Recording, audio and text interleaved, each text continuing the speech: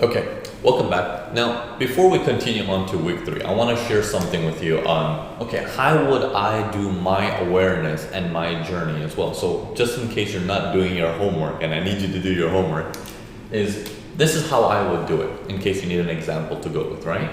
So, who is Naveen? Okay, first of all, me just writing that on a piece of paper is gonna make me be like, oh, I'm writing my own name. Who is Naveen? I'm starting to question myself. Okay, so I'm starting off strong. Okay, and I'm saying, okay, in general, I'm aggressive. Okay, in business, I'm conservative.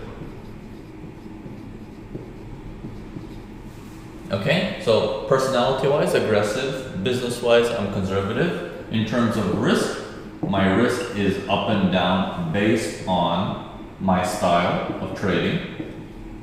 Okay, if I'm using big money, my risk goes down a lot. If I'm using money that I don't care about, my risk goes up a lot. Okay, so my risk is very up and down. It's very flowy. Okay, so this, what I mean by style, is it depends on if I'm doing investing or if I am doing trading. Okay, so as we're going through this process of, okay, who is Naveen? Okay, he's an aggressive guy, he's conservative, risk. Now I'm going to open this up a little bit more. Okay, so let's start with the aggressive phase. Okay, what do I do when it comes to the aggressive nature? Okay, so sometimes what happens is when things don't go my way as expected, right? When things don't go my way as expected, I get angry. Not angry, angry. Okay? I get angry because this was not part of the plan, right? If this is not part of the plan. Now what happens when I'm angry and this is not part of the plan? All the decisions I make after that become dangerous. Okay? Every decision after that becomes dangerous. Now, I don't mean dangerous as in, life-threatening. I mean dangerous as in they're not beneficial to me anymore. Okay? Because I'm angry, my brain power decreases on each decision. So now, I know there's a situation there with my aggressiveness. Obviously, I know how to work on it as well. But at the same time, it's like, okay, there is that situation and I need to understand that is inside me somewhere. Okay, there is a little bit of anger inside me somewhere. Okay, that it does come up on situations that are not controllable by me. Okay, when things go out of my own control, anger comes up. It's, dealing with an employee or dealing with certain crazy customers or something like that. Sometimes it just goes way out of control, and then anger comes in where it's like, I gotta let it go. I gotta hand it off to the next guy to handle it. Otherwise, I will strangle the guy. Right? But that's not the case. That's not the case. But just writing the stuff down and saying, okay, we got that situation. What does that mean for me now in trading? Okay? Whenever I have a situation, let's say the markets are pulling back, pulling back, pulling back, pulling back, and I'm saying, I'm gonna get ready to buy this, and then I do the buy right there, okay? Because I see this is an overall uptrend, it's pulling back slowly, I'm preparing to rebuy to join the uptrend again. So I buy this and the market starts to go up, makes me a little bit happy because it's doing what I expected, and then boom. And now it looks like a mustache, but I'm angry now, right? I'm not happy with this situation. It's like, what happened? Now at this stage, my mind gets hijacked, which means any analysis after this is not real analysis. It means, oh, I guess it's just trying to spike down and it's gonna do this. I'm gonna buy it again here. See the aggressive nature? See how I'm starting to realize that there is a situation in my body that's gonna cause me to do this? Where I cannot see that things are turning into a sell possibly, I'm more focused on, I bet you it's still a buy. I bet you it's still a buy. Because I am now controlled purely through the wrong emotion. So now I have the situation that I have to work with, right? Okay, so that's anger side. So I'm right, I wrote that down, that's the anger side. And now I don't need a strategy right now. I know that about me. So when you write your stuff down, is that making you realize who you are? Open it up a little bit more. What have you done recently in your life that shows you in the type of person you are? What have you done? What's the example? Okay, so think about that. Okay, list it down and be like, oh, what happened recently? What did you do? Okay. The next side, my business side. Okay, conservative. Now, conservative, why? Because as I was doing business many years, right? I've been in business for like, 12 years.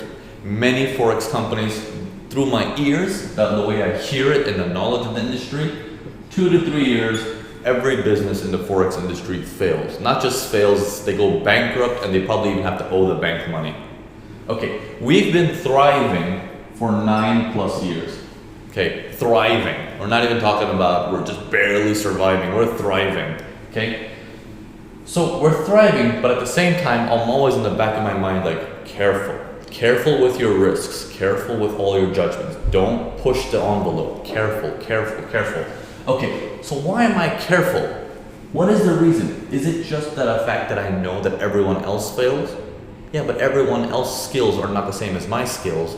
And I feel I know a lot more than they do. They're just getting into it because they think they're a mentor, a guru, or whatever.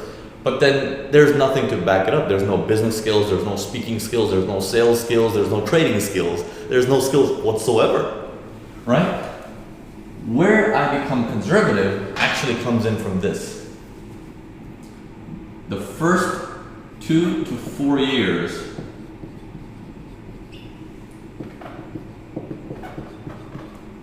I had failure. The first 2 to 4 years, I failed. Didn't give up, but I kept going, and then I started winning, and I got the art of winning, and I kept winning and winning after that. But the first 2 to 4 years, I just grinded, and everything I did was a failure. That turned me is in the moments of success in the business sector, it made me conservative. Now let's translate this into trading.